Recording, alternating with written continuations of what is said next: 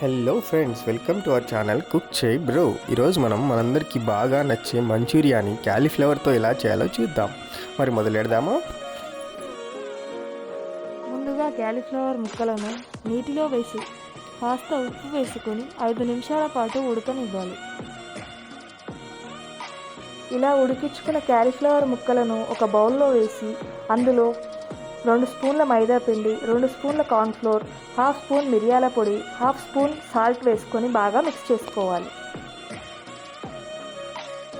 Mix చేసుకున్న cauliflower ముక్కలను ఆయిల్లో డీప్ ఫ్రై చేసుకోవాలి.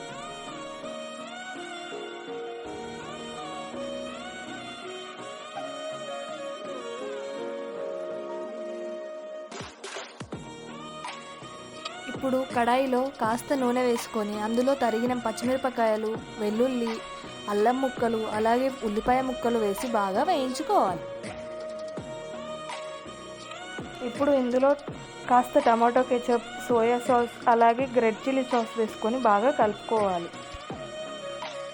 కాస్త నీరు పోసుకొని రుచికి తగినంత ఉప్పును మరియు మిరియాల పొడిని వేసుకొని బాగా కలుపుకోవాలి.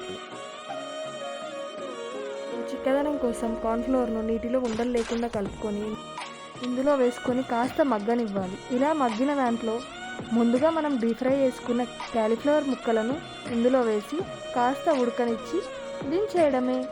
వేడి వేడి క్యాలీఫ్లవర్ మంచూరియా రెడీ.